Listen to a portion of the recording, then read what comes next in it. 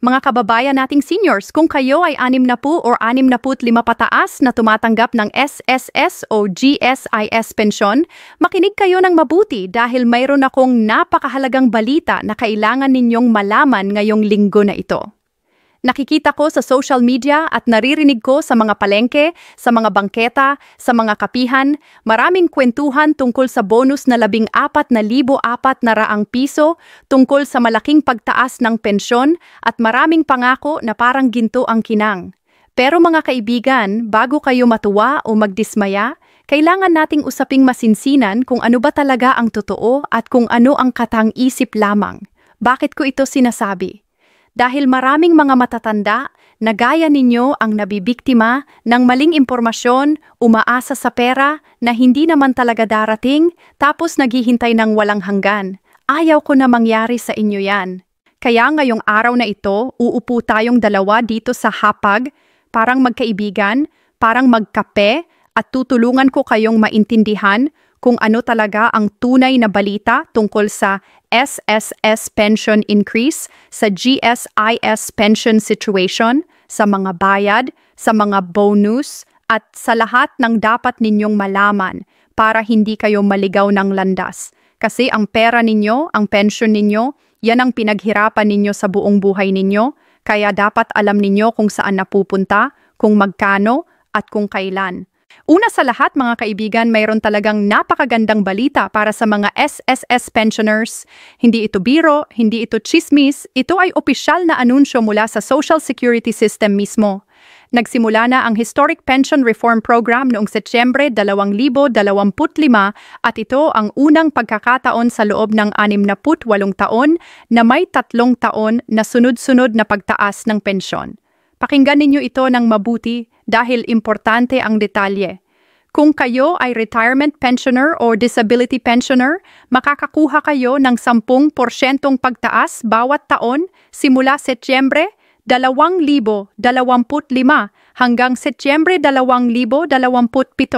Kung naman kayo ay survivor pensioner or death benefit pensioner, ang pagtaas ninyo ay 5% bawat taon.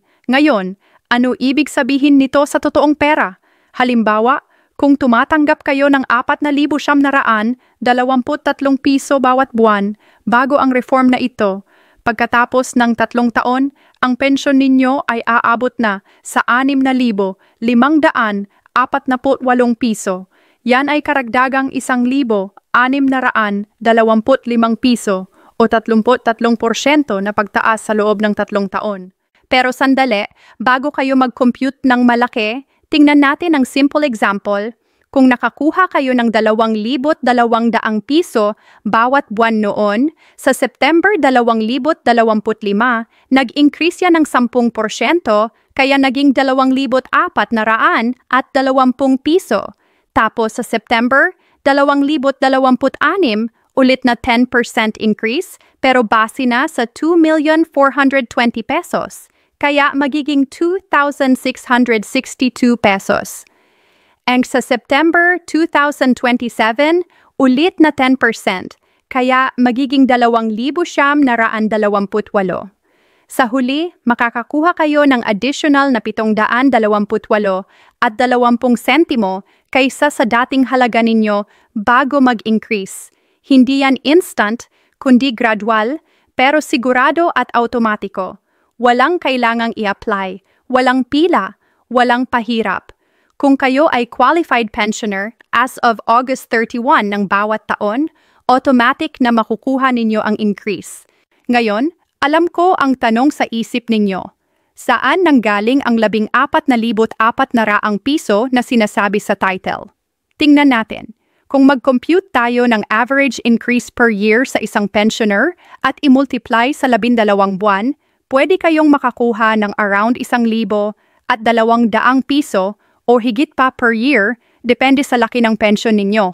So over 3 years, posible na umabot ng 14,000 piso to 15,000 piso or more ang total na additional na natanggap ninyo kumpara sa dating pension.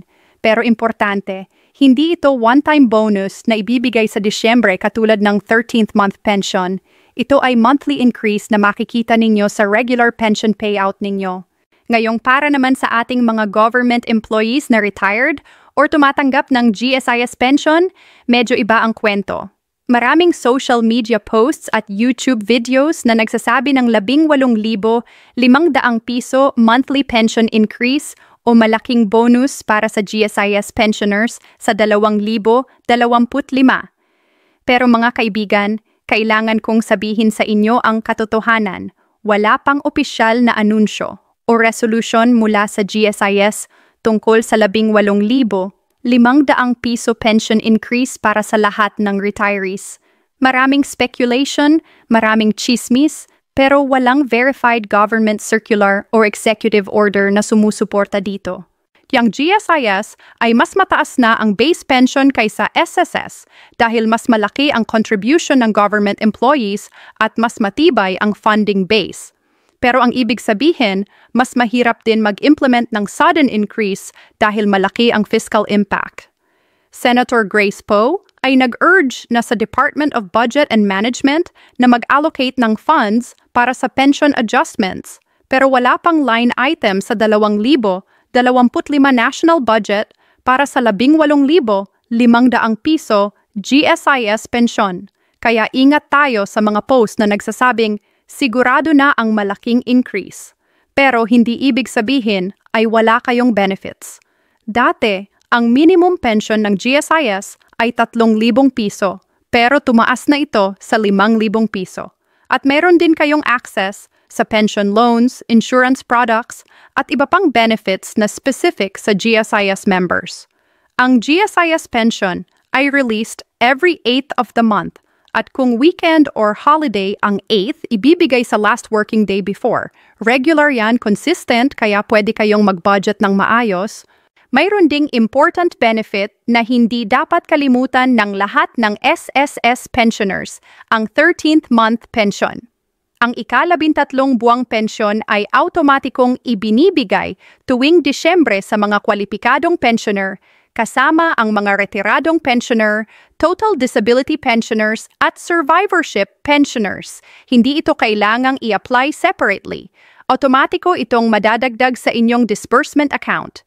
Sa ilalim ng Train Law, ang 13th month pension ay non-taxable, basta ang total na 13th month benefits at bonuses na natanggap ninyo ay hindi lumalagpas sa 70,000 piso.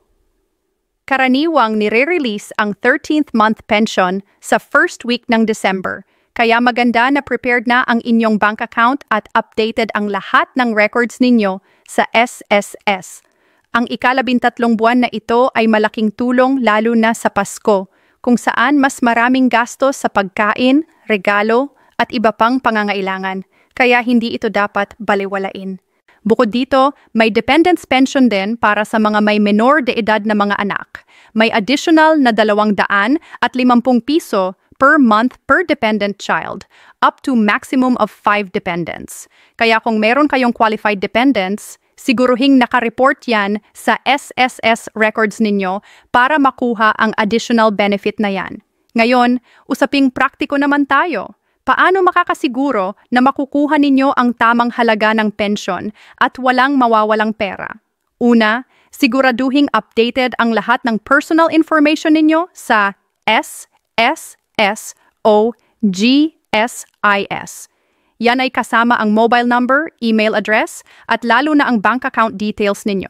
Ang GSIS ay nag-urge sa members at pensioners na i-update ang contact numbers at email addresses dahil pinapadala nila lahat ng importante impormasyon through these channels. Pwede ninyong i-update ito sa GWAPS kiosk o through your authorized officer. Para sa SSS pensioners, ang payout schedule ay based sa penultimate digit ng SSS number ninyo.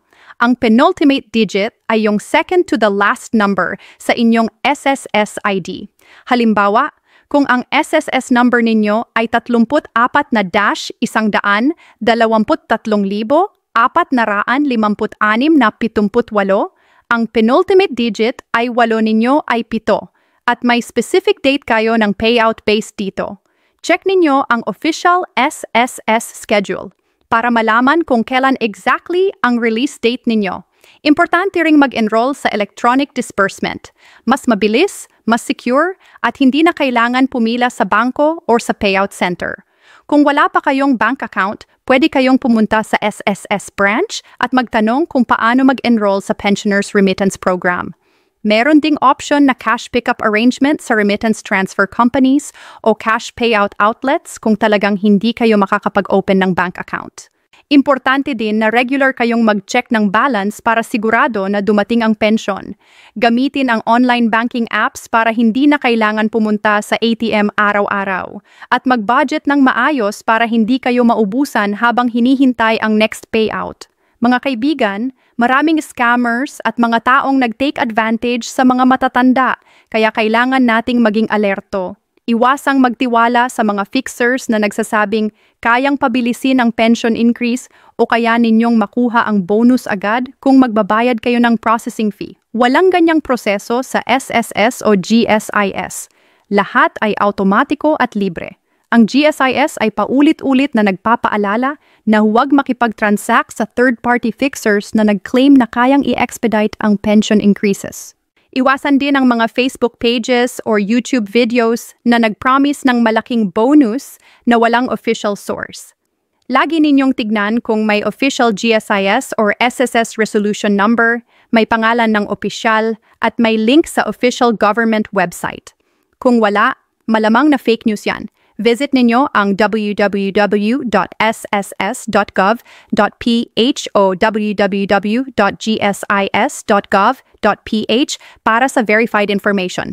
Call ang SSS hotline 1455 or visit ng local branch kung may doubt kayo.